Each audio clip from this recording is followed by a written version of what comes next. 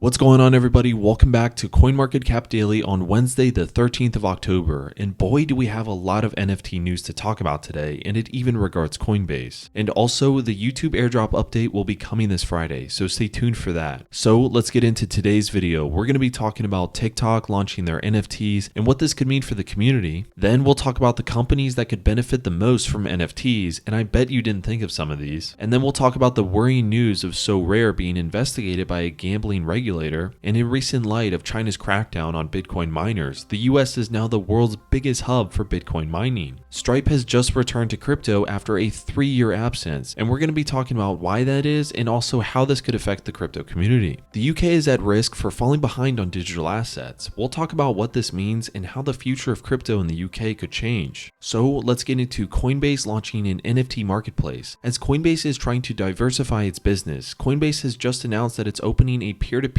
marketplace to, quote, make minting, purchasing, showcasing, and discovering NFTs easier than ever. In a blog post unveiling Coinbase NFT, the company said user-friendly interfaces will reduce complexity, while social features will make it easier to enter into conversations about artworks and discover fresh content. With a mission to get more people easily introduced to crypto and NFTs, Sanchez Saxena said creating an NFT would be as simple as tapping a few buttons. Anything more complicated is a barrier to creativity. Coinbase NFT will be a peer-to-peer marketplace that empowers the imagination. With an intuitive design built on top of a decentralized marketplace, Coinbase NFT puts the arts and artists experience at the forefront. So it's going to be interesting to see how Coinbase NFT will compete against OpenSea, and also the different types of fees that may be associated with minting an NFT. But regardless, great news for the community, and of course we'll be sure to cover this more in the future. Next, TikTok launches NFTs for the platform's top moments, kicking it off with Bored in the House by Curtis Roach.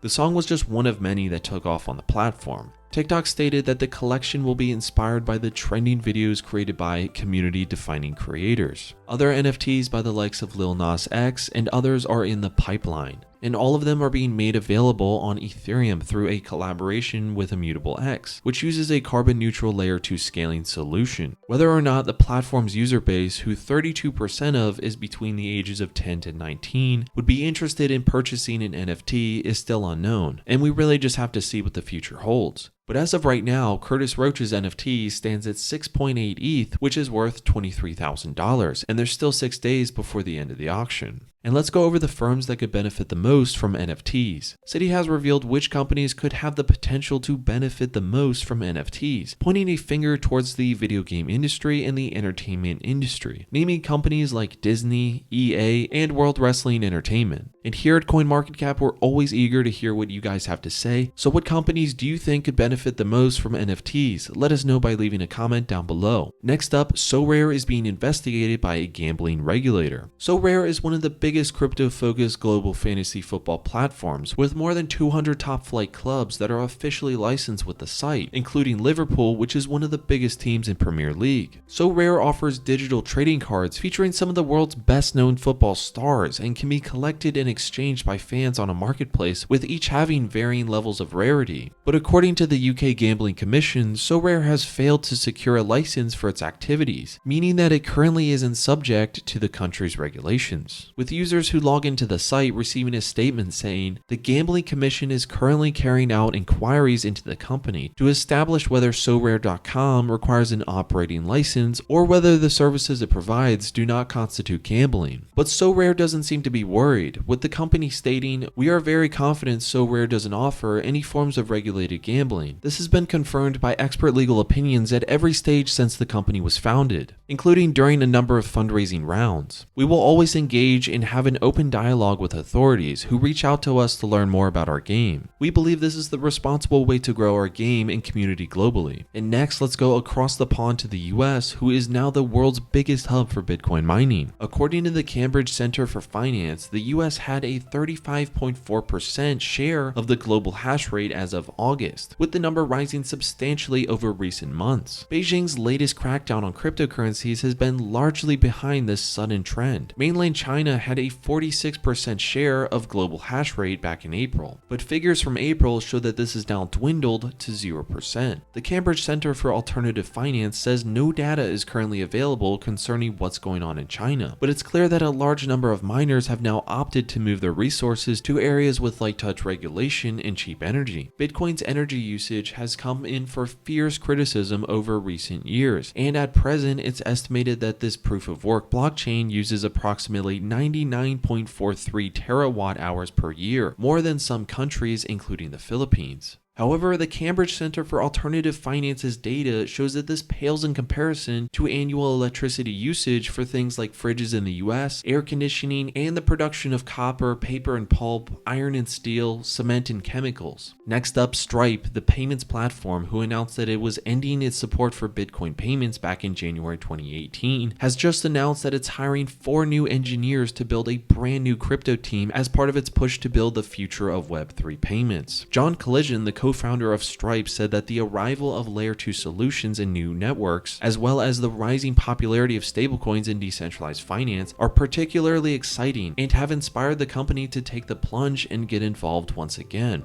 Former UK Chancellor Philip Hammond has warned the UK that it is in danger of falling behind in the world of crypto unless regulators help companies embrace digital assets, pointing out that the US, Canada, Switzerland, Germany, and Singapore are already taking steps that will allow digital assets to be used safely in their economies. Lord Hammond warned, "The UK is stuck talking about it while others are doing it. This is a huge risk to the future success of the nation's financial services sector, as Britain grapples with the question of how to maintain its positions as a global financial services position. Post-Brexit, we must seize the opportunity that the digital revolution presents." The issue of Brexit is a significant one, to say the least. Some have feared the country's departure from the European Union would undermine the City of London's status as a financial hub, with some companies opting to move their operations to other countries. Lord Hammond, who stated that he was interested in Bitcoin while he was Chancellor, says being an early mover would cement Britain's reputation as an attractive place to launch a fintech firm. He also believes there are considerable inefficiencies with the payment systems that are used at present, and the instant settlements that blockchain technology can provide, along with the prospect of disintermediating lenders, could have compelling advantages. Anyways guys, we thank you for watching. Be sure to come back tomorrow for our newest video by of course subscribing to stay up to date with CoinMarketCap. And if you'd like to be notified when we upload, make sure to gently tap the bell icon down below. This has been your host Trev, and if you have any questions, just ask Alex in the description below. See you all tomorrow.